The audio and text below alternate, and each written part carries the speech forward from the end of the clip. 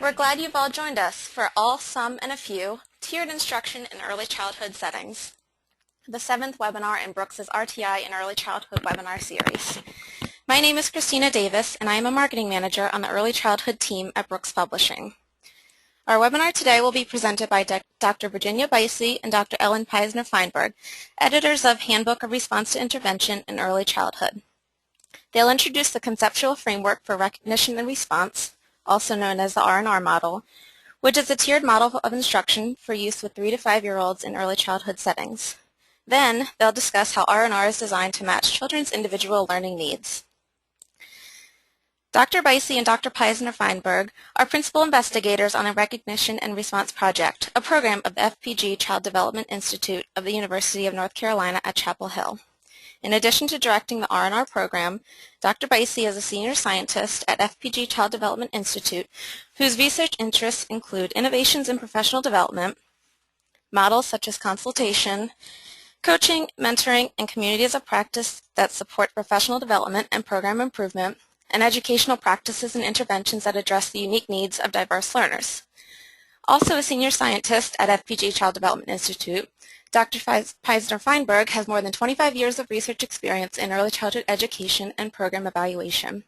She has conducted numerous statewide and national research studies focused on the quality of early education programs and initiatives, the effects on children, especially dual language learners and children at risk, and quality improvement strategies. Now, I'm happy to turn it over to Dr. Bicey and Dr. Peisner-Feinberg for their much anticipated presentation. Thank you, Christina. Hello, and welcome to the 7th in the webinar series on RTI in early childhood being sponsored by Brooks Publishing Company. I'm Ellen Peisner-Feinberg, and together with my colleague Virginia Bicey, we'll be presenting the webinar today on all, some, and a few recognition and response in early childhood settings. The objectives of today's webinar will be to examine the role of formative assessment within R&R, to understand what is meant by foundational instruction at Tier 1, and to identify the key features of Tiers 2 and 3 within R&R. Let's start out with the topic of child assessment. What is child assessment? One definition is a systematic process for gathering, documenting, and interpreting information about a child's knowledge, skills, or abilities based on a sample of behavior. When choosing assessments for use within R&R, there are a number of issues to think about. First is, what is the purpose? The purpose is very specific, to inform instructional decision-making. Another issue is to think about who administers child assessments. Within R&R, it's classroom teachers. A third issue is what types of tools are used. In the R&R model, we use brief screeners of language, literacy, or math skills as determined by the program. And finally, we need to think about a process for using and sharing the results. In R&R, we use a web-based system for managing the assessment data, as well as a collaborative problem-solving teams that are created to help interpret the results and support all aspects of implementation. When tools are selected for use within the R&R model, they need to have certain types of properties. They're used for instructional planning, not for diagnostic evaluation. They need to be designed to be used repeatedly, that is 3 times a year on a fall, winter, and spring schedule. The tools themselves need to be direct assessments of children's skills in language, literacy, and math. They need to be quick and easy to administer, typically about 5 to 10 minutes per child. They also need to predict later achievement. They should relate to things like children's reading ability or more advanced math skills. And finally, they need to provide information on both children's level and rate of growth.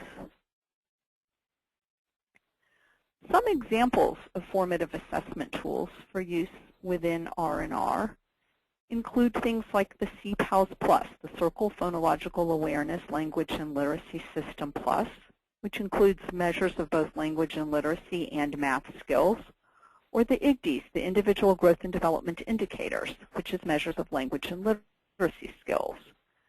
Some other tools that are under development include the Scribbles, the School Readiness Indicators of Basic Language and Literacy Skills, or the PELI, the Preschool Early Literacy Indicators. The ECI, the Early Communication Indicators, is a measure that's been developed for infants and toddlers. As you can see, there are not a lot of tools that are currently available for young children. Let's talk specifically about the R&R model. What does it look like? Well, to begin with, we start with a foundation at Tier 1 for all children. On the instruction side, we have a research-based core curriculum and intentional teaching for all children. These focus on language and literacy skills and math skills, along with all other domains of learning. We also have formative assessment. That is universal screening using one of these tools that we've just talked about for all children in the classroom. These assessments are used to determine which children might need additional instructional supports.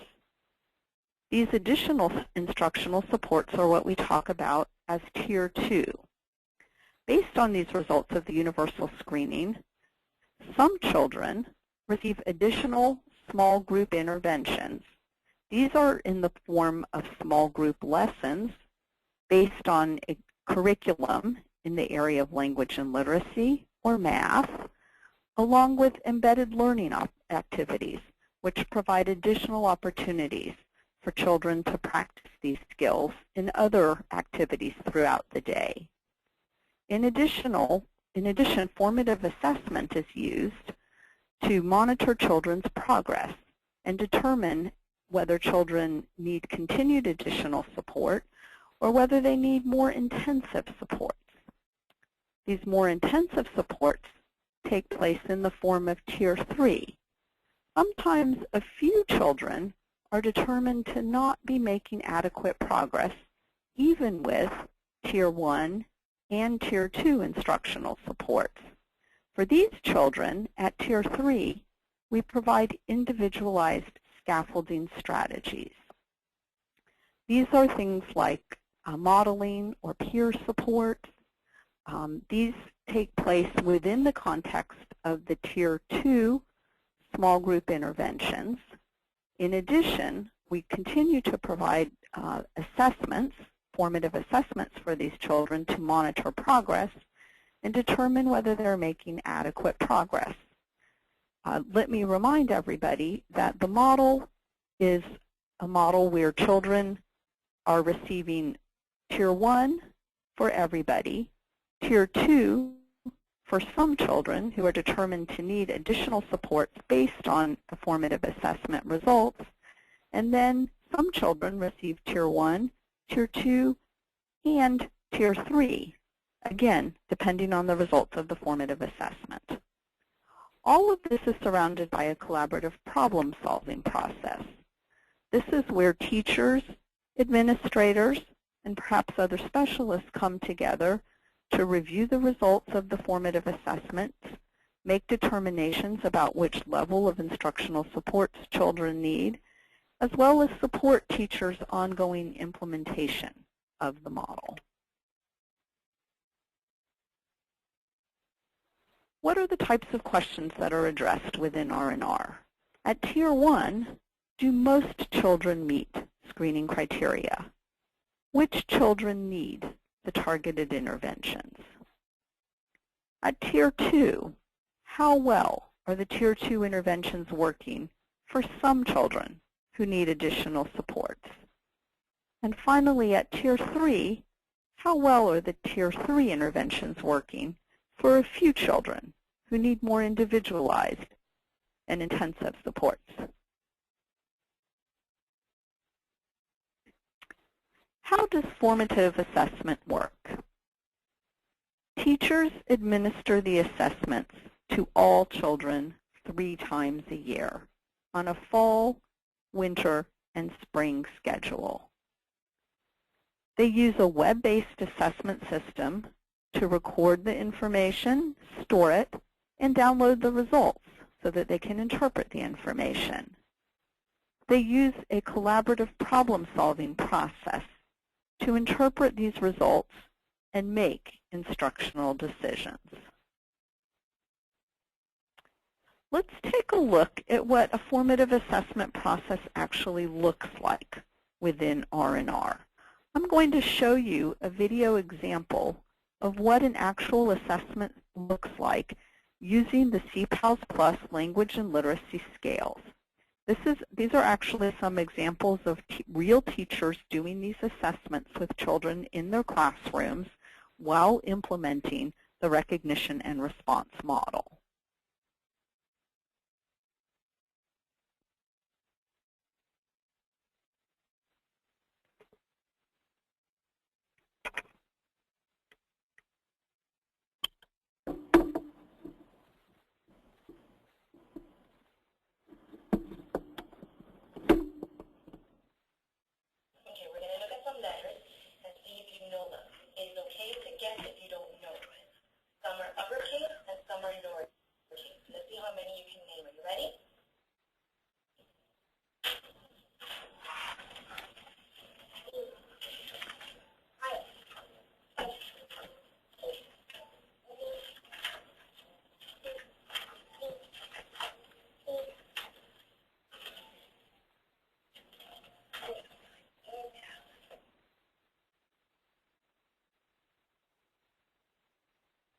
My dog runs fast.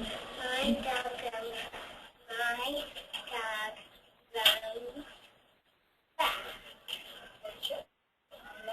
Mother reads to me.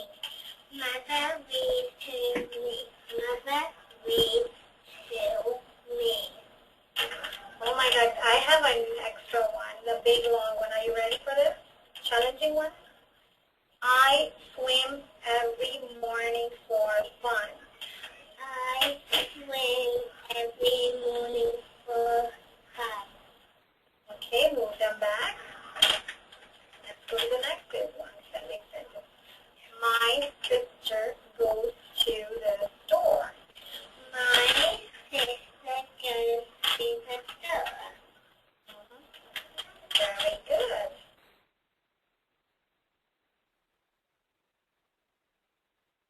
Ball.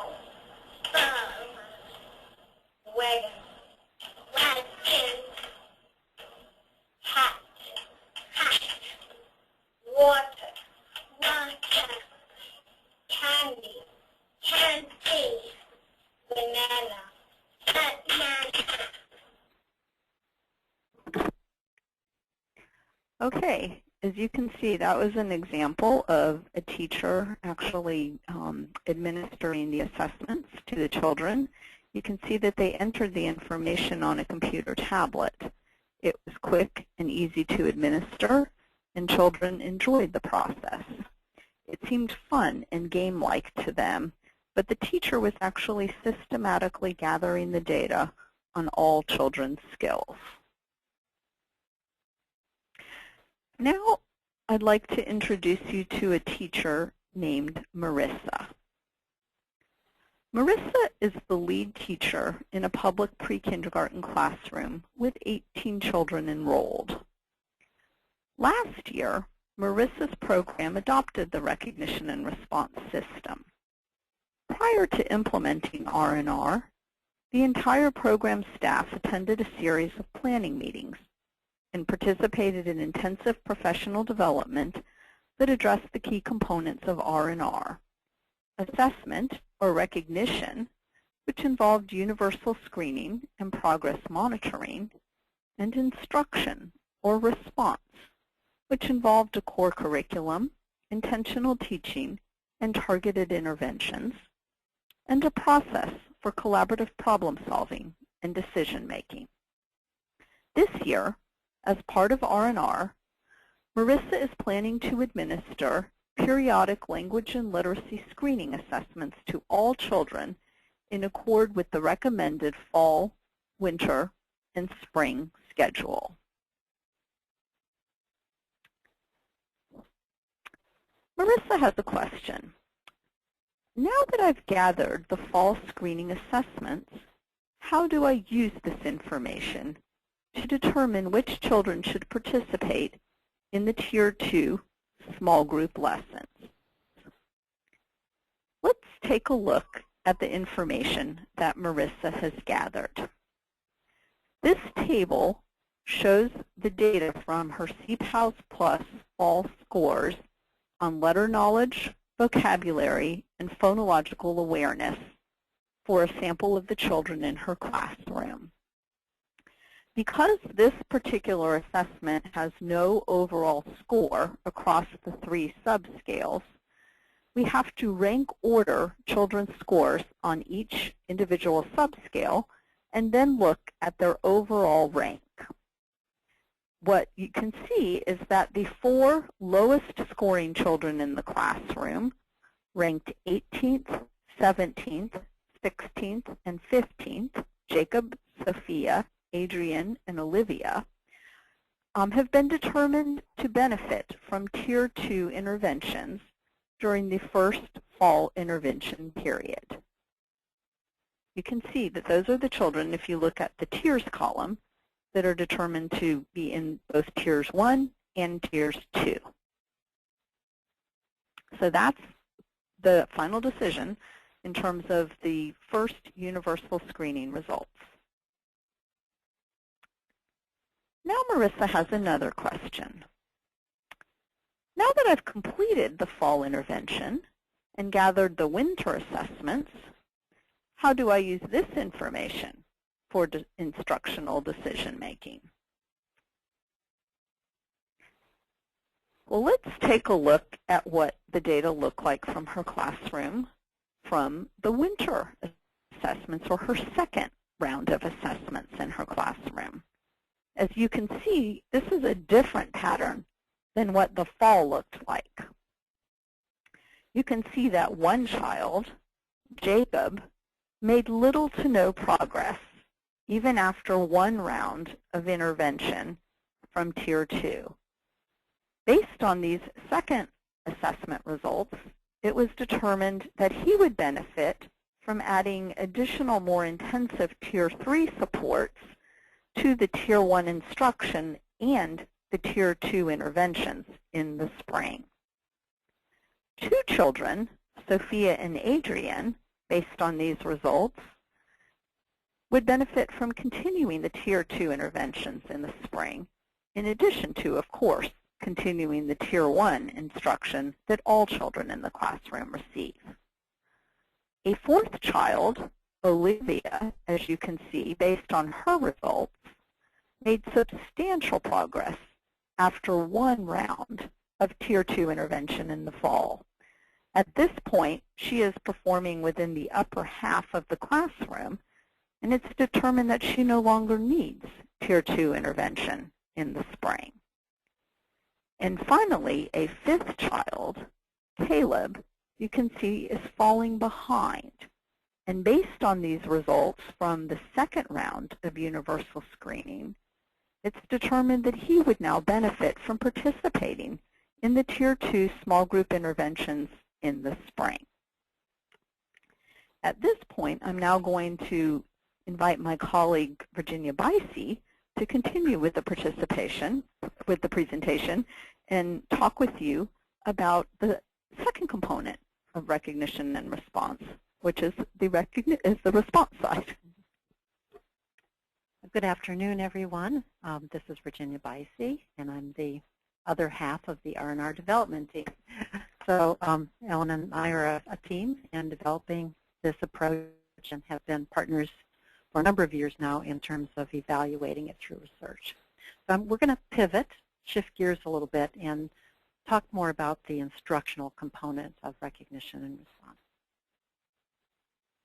And I see that Ellen had a few takeaway messages here that I'll just quickly go over with you. And those are formative assessment in R&R is used for instructional decision making, as opposed to using it for other purposes like determining eligibility within special education, for example.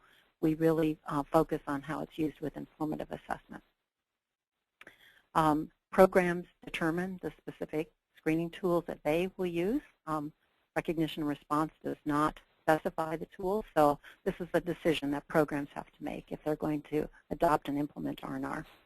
And then, very important, I think teachers screen all of the children on a fall, winter, and spring schedule, and they use that information to figure out which children would benefit from additional instructional supports, and also to monitor the progress of all children, including those who receive the targeted interventions.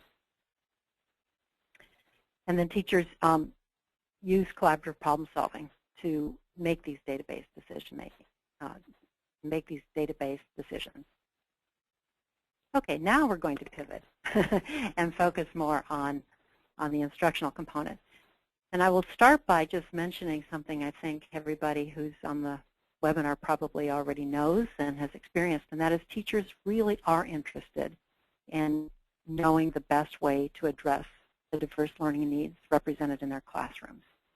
We find that most teachers are working with a diverse group of young children who come to them with very different skill levels, experiences before they even get to school.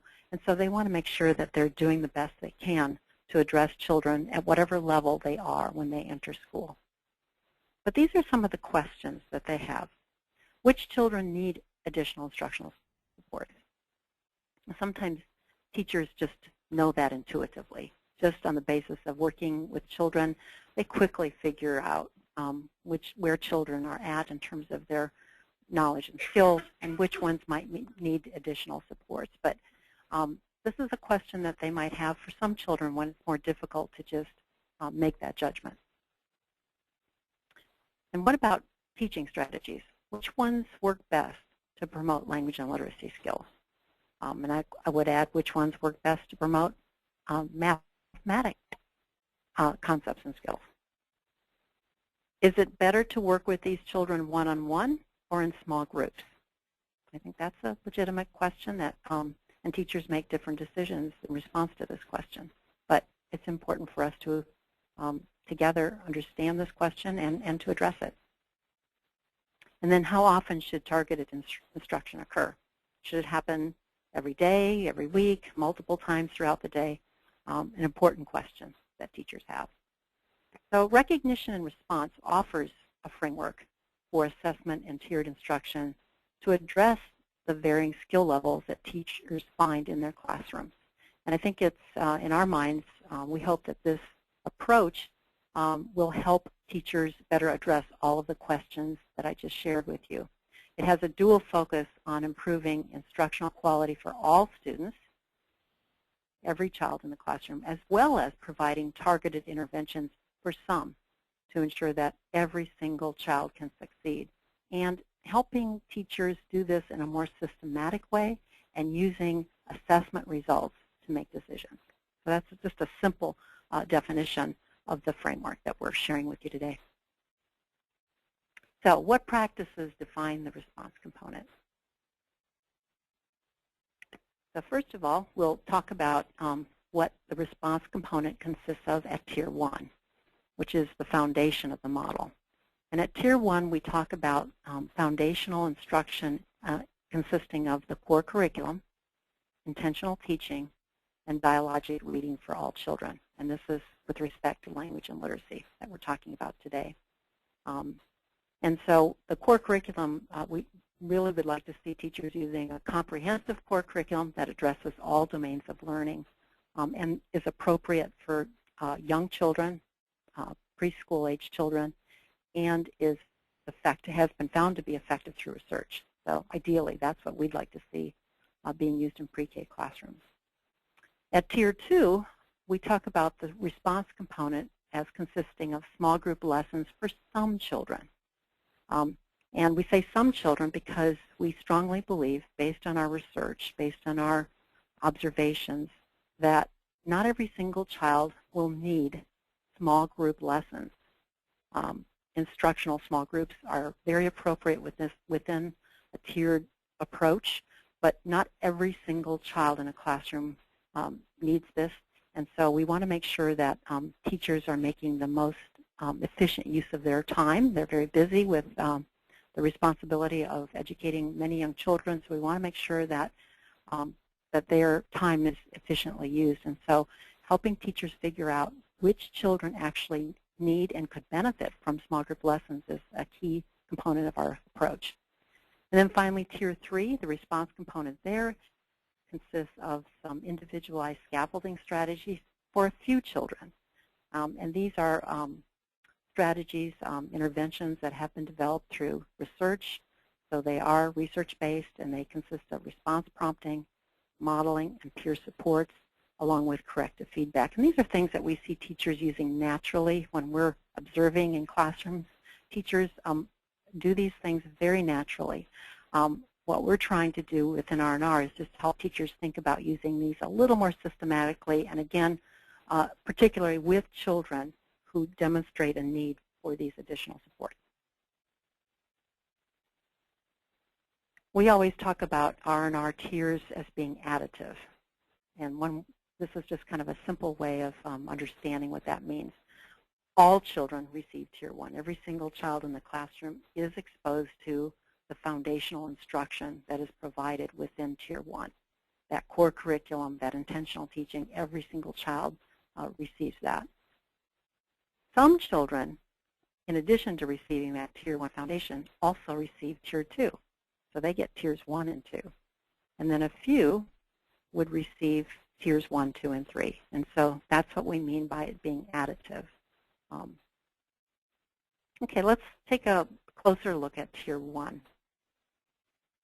What is the Tier 1 response? As I mentioned, it's core curriculum, intentional teaching, and dialogic reading. I want to just say a few words about dialogic reading. We believe it's a very important instructional approach that should be a part of foundational instruction at Tier 1 in every early childhood classroom. Generally speaking, early childhood classrooms and teachers incorporate some form of storybook reading every single day, or sometimes multiple times throughout the day. And so it's important for them to know about dialogic reading because it can sort of maximize the effectiveness of storybook reading in their classrooms. We'll just note here that dialogic reading has been well researched, and it is found to improve children's oral language development. In particular, it increases their vocabulary skills, which is a really important precursor of reading later on. So this is one of the most important things teachers can do in terms of helping children build their vocabulary skills in pre-K, is to make sure they're using dialogic reading. I wanted to share with you some of the other components of R&R based on research. We have incorporated these key components of recognition and response. First, curricula. We want to make sure that there is, as I mentioned, a core curriculum that's being used at Tier 1 that is research-based, meaning there is some evidence of effectiveness that has been documented in terms of how curricula have been implemented in pre-K and its effects on children. We also recommend using a research-based curriculum at Tier 2 for the small group lessons. And I'll say more about that in just a minute. So a key component of recognition response is to use research-based curricula, both as part of the foundation at Tier 1 and also to supplement content areas such as language and literacy or math. Secondly, dialogic reading should be a foundational instructional strategy that every teacher uses, and that's part of recognition and response as well. Small group instruction. This is something that has been found to be effective in many interventions that were reviewed by the National Early Literacy Panel in 2008, many of the effective interventions use some form of small group instruction. And so we have incorporated small group instruction because it was found to be so effective. We've incorporated that into the recognition and response model as well. And then finally, we think about recognition and response as being a multi-component instructional system, meaning it's not just a curriculum, it's not just an assessment, but rather it's a multiple component instructional system, meaning it has multiple parts or pieces that are designed to work together. So, for example, what we mean by that is that there's formative assessment, tiered instruction, and collaborative problem solving. That's what we mean by having multiple components. So let's talk a little bit more about dialogic reading. We just think it's so important as part of foundational instruction, and we want to share with you. It's something that we have found is very easy for teachers to learn. Many teachers are already demonstrating that they're using parts of dialogic reading. And so once we help them understand what the definition is and what the practices are, teachers become very efficient and effective at using dialogic reading pretty rapidly. So here's our definition of dialogic reading that we have drawn from the literature on dialogic reading. It is a specific type of interactive reading that relies on a particular set of strategies, and they're called the peer and the crowd, designed to create conversations with children and help them take an active role in storytelling. Now, this may sound familiar to many of you because it's probably what you're already doing, is you're reading a book with young children and you're being very interactive as you're doing that and trying to help them be more active in that book reading process. So this is just designed to help you do what you already do a little bit better. The peer sequence consists of prompting the child to say something, evaluating the response, and expanding the child's response after that, and then repeating that prompt. Okay? So, and then you see that there on the other side of this table are the crowd prompts. And the crowd is an acronym designed to help you remember the different types of prompts that you can use. Sometimes what we see are teachers using the same kind of prompt over and over in their storybook reading with children. And so this is just a way to elaborate or build on what teachers are already doing and giving them sort of more tools that they can put in their toolkit. Completion prompts, recall prompts, open-ended prompts, WH prompts, and distancing prompts. And if you want more information about these prompts, I would refer you to a web-based module, Connect module on dialogic reading that you can find on the internet just by Googling Connect. And there's an entire module on dialogic reading that will define all of these prompts and give you examples of them and so forth. I wanted to just share with you, though, what we mean by the peer sequence.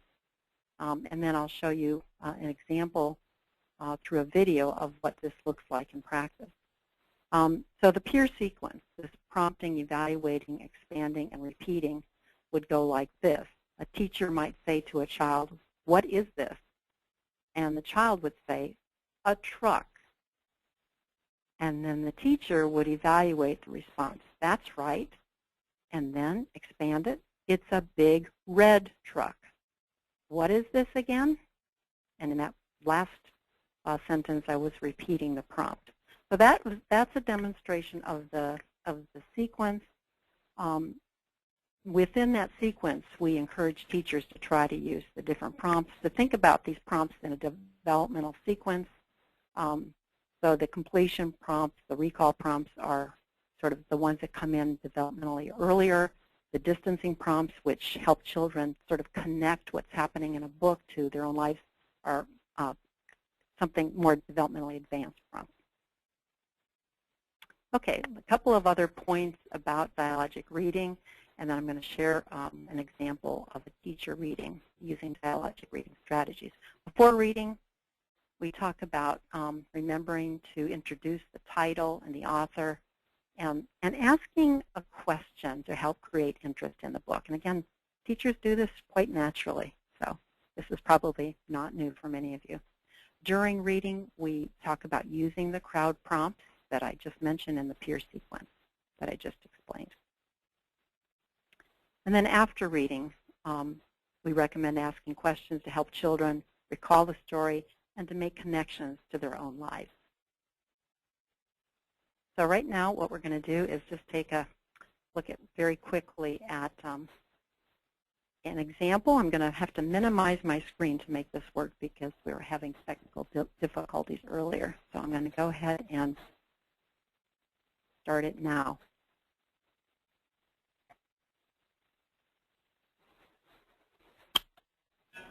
It was great.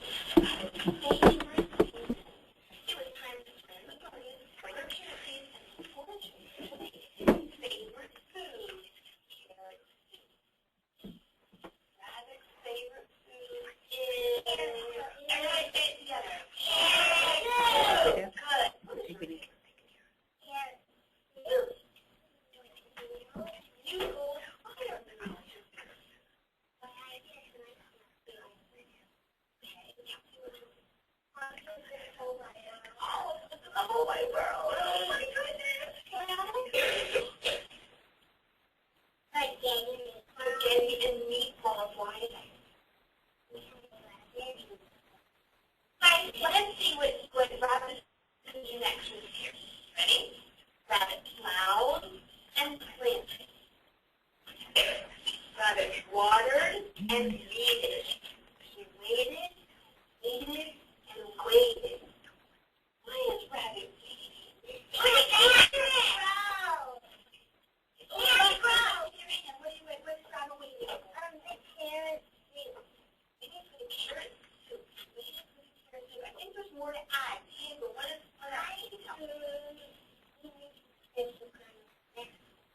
special kind of plant food? What's the plant food? To water, to grow us. Not to get. Dog, somebody's taking all my carrots, Robin. Have you seen them? It's the cat. What do you see? A cat. The cat. The cat is afraid to say so quietly. What did you see? The cat. The cat. How did the cat get the carrots? She did not run away.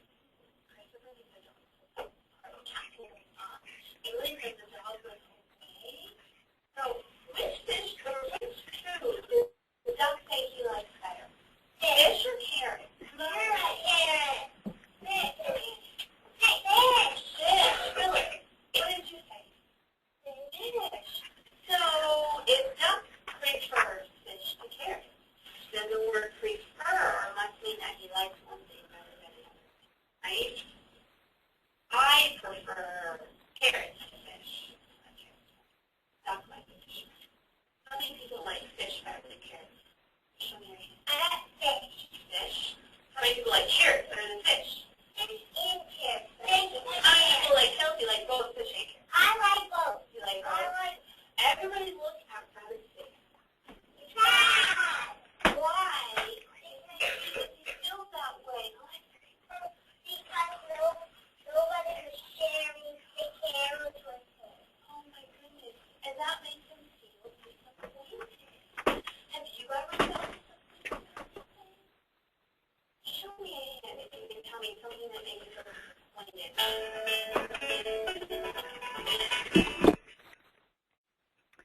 Okay, so you just saw an example of dialogic reading, and I think you saw some pretty good examples of different prompts.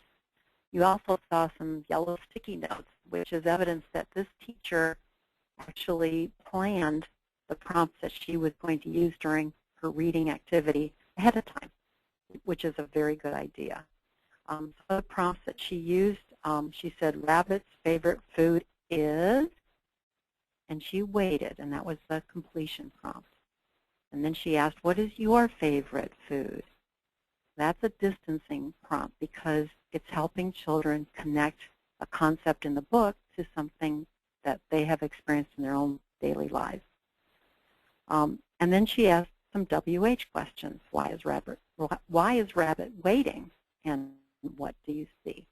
Now, what you didn't see much of here, and what we often don't see, is that peer sequence that I explained earlier. So teachers get very good at using these different prompts pretty quickly. I think it takes a little while longer for most teachers to get really skillful at actually using that whole sequence in terms of prompting, evaluating the response, expanding it, and repeating it. So let's now move to talking about what happens once teachers sort of increase the intensity of their instruction and they're no longer at that foundational level. How can teachers help struggling learners?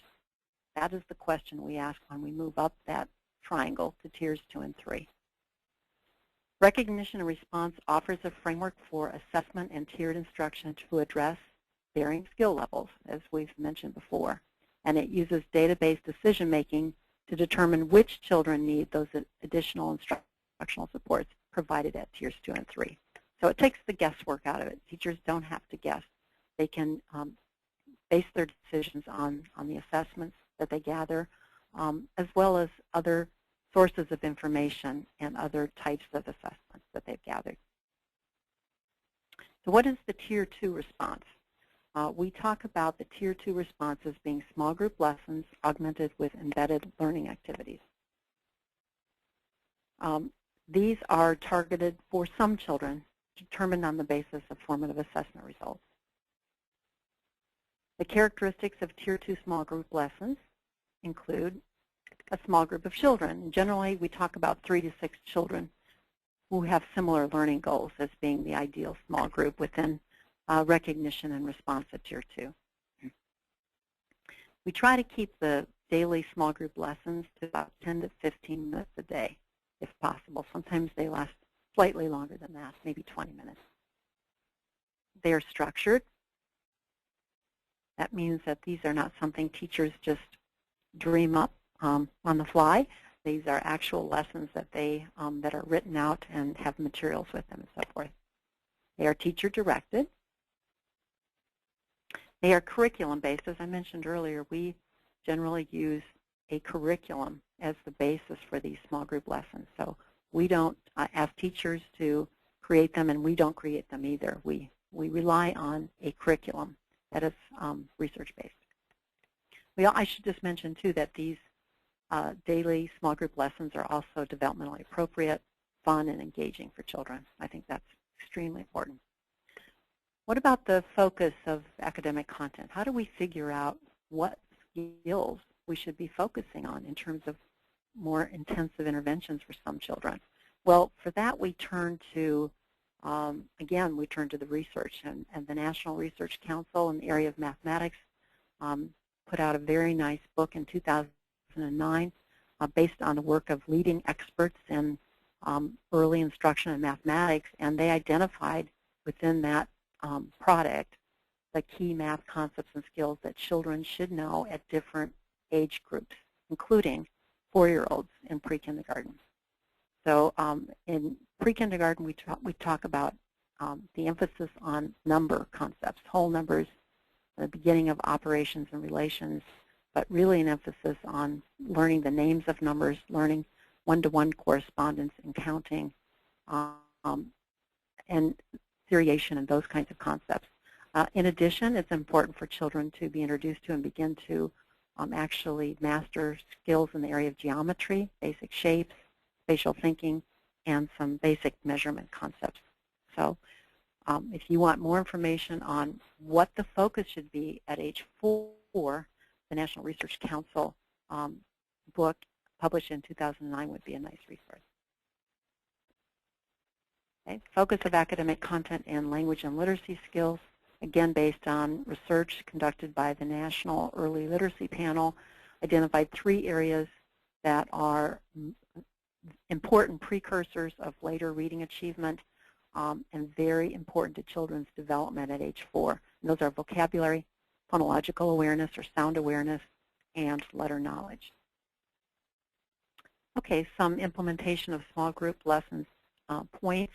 First, small group lessons should address similar skills to the core curriculum. We're not talking about using a completely different curriculum. We're talking about something that complements whatever is being taught at that foundational Tier 1 level. Small group lessons should include clearly defined scope and sequence of learning, and there may be a need to adapt existing supplemental curriculum to fit small group lesson format. So if you're using a language and literacy curriculum, if the lessons are too long, you may need to find a way to abbreviate them by focusing on the most salient skills. For small group language and literacy lessons, a couple of other points are important. We often use storybook reading and other interactive game-like activities as a part of the small group lesson because that's what's developmentally appropriate for this age group. And we focus on those skills that I just mentioned were the ones that are most important for this age group. So what does a Tier 2 small group lesson look like? Let's take a look now at an example of that.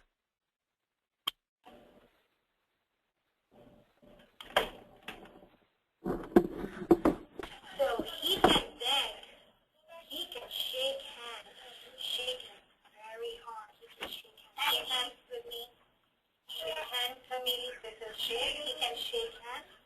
He can shake hands. Shake. And do you think he's shaking hard or soft? Hard. He's shaking very hard. Can you show me, Buddy, how do we shake hard? Hard. Hard like this. See? Can you show me how we shake gently? Gentle handshake. Very good. Next, you tell Clifford to sit. Clifford is very smart, Stephanie. He's that. What is Clifford doing? What is he doing over here? Está sentado. He's sitting. Why do you like Clifford?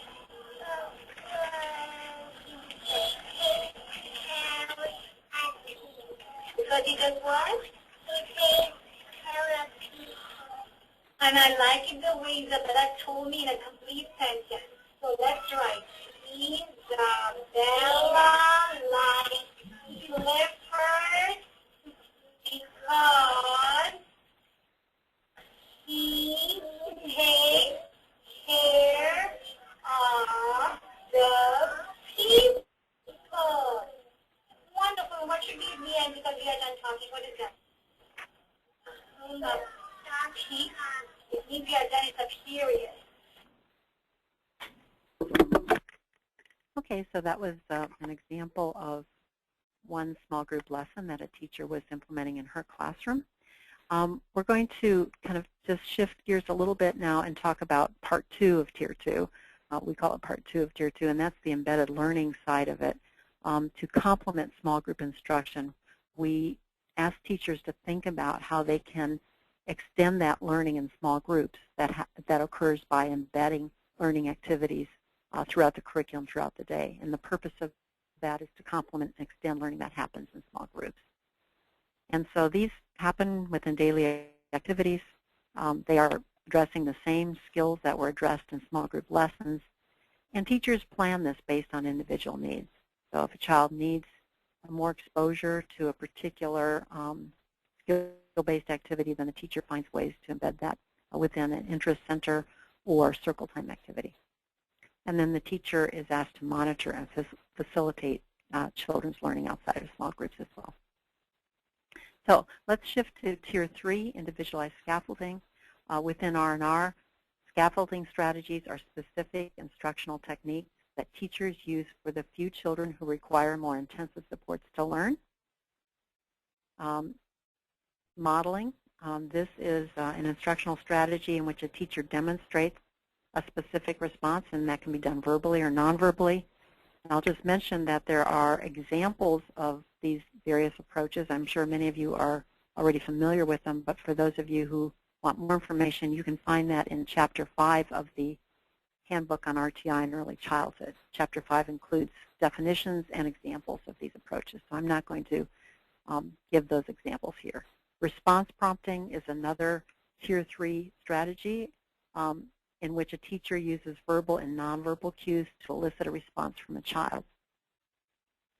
Peer supports, and I'll just mention too that there are variations of modeling and prompting in which you can combine response prompting and modeling, and different strategies for combining them include adding wait time and increasing or decreasing the level of assistance. And then peer supports. This is an instructional strategy in which children's peers support them in learning and serve as actually models for them. And then a very important part of this instructional circle or cycle is to include the corrective feedback loop. So that this means that that correct responses are reinforced and any incorrect responses are corrected by the teacher. We also talk about some behavioral supports at Tier 3, and these include space and positioning arrangements. So, for example, a teacher might position a particular child next to a peer during circle time for support in helping that child, regulate behavior. And so, again, I'm not going to give examples of all of these, but for more information, you can find examples and definitions in Chapter 5. Steps for implementing Tier 3 strategies include, first of all, remembering to use the results from formative assessments to determine which children need those instructional supports, so we don't have to just rely on intuition. Then adding the scaffolding strategies into the small group intervention lessons.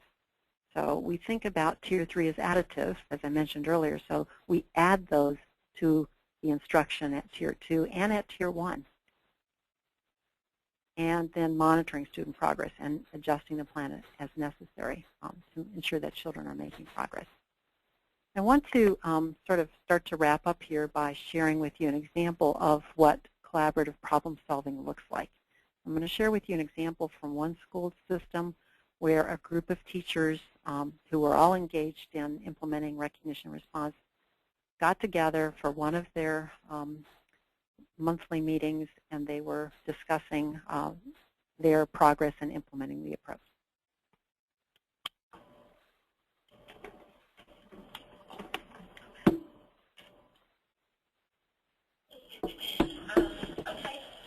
I have done about 8 imagine lessons, and I've done them in sequential order just because I wanted to see the flow of everything.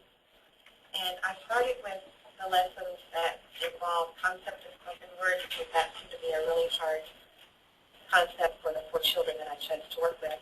And I really like the way that the strategies have been used for them to practice that. And I have seen growth. They are really able to do that now. First the little blank cards and then the clapping, and the repetitiveness of it has really helped us a lot. I've been more pleased with that. Children. But the thing that I found, other children from the other groups wanted to join in. So I'm going to have to figure out another way to, I like working with the ones that are small group that I had, and even though I tell them we're going to do it at another time, they still want to join in right then. So I'm going to have to work that out. That's one of the things I'm going to have to work on, trying to figure out a way to encourage them. Yes, I'm going to work with you, but right now it's this person's turn, and just trying to talk to them a little more about that. Thank you, Jen. I've done 2 lessons so far.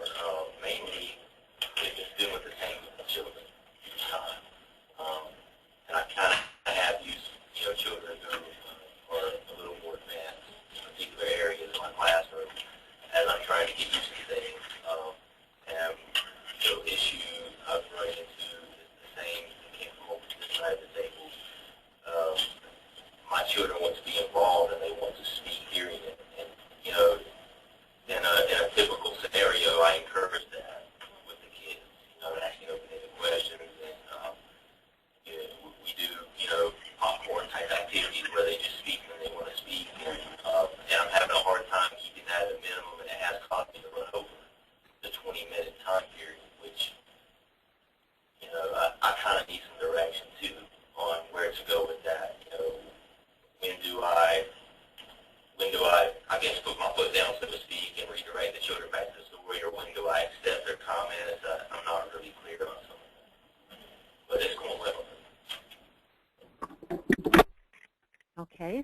think this was an example of teachers coming together in collaborative problem solving, and you get a sense of the discussion and how, teachers are sharing in a very honest way some of the challenges they're facing, and others are being generous enough to actually offer some advice and things that they have tried that have been successful in their classrooms. So much more that we could share with you, but we're just about out of time.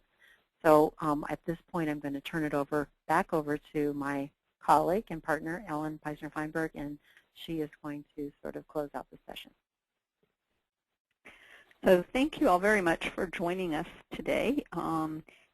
Just to let you know, there are 2 more webinars in the series, one on embedded instruction and one on preschool inclusion, coming up on May 13th and May 29th, and you can sign up online for those.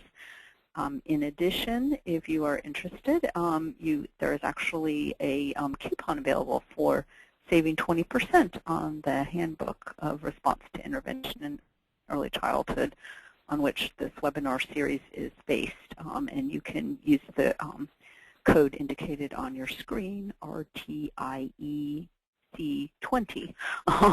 in order to take advantage of that discount. If you would like more information about what we've presented, it's available in the handbook. There's also information specifically about the R&R model at our website, rnr.fpg.unc.edu. And again, thank you very much for joining us today, and we hope that you found this webinar session useful. I'm not sure if Christina has anything to say, so I will turn it back over to her. So thank you again. Great. I think that our attendees would agree that this was a very informative presentation, so thank you. And thank you from Brooks as well for joining us. So I hope to see you on the next webinar, the ones that were just listed on the screen. I see many of you have been on previous ones, so I hope to see you again later this month. And thanks for joining us.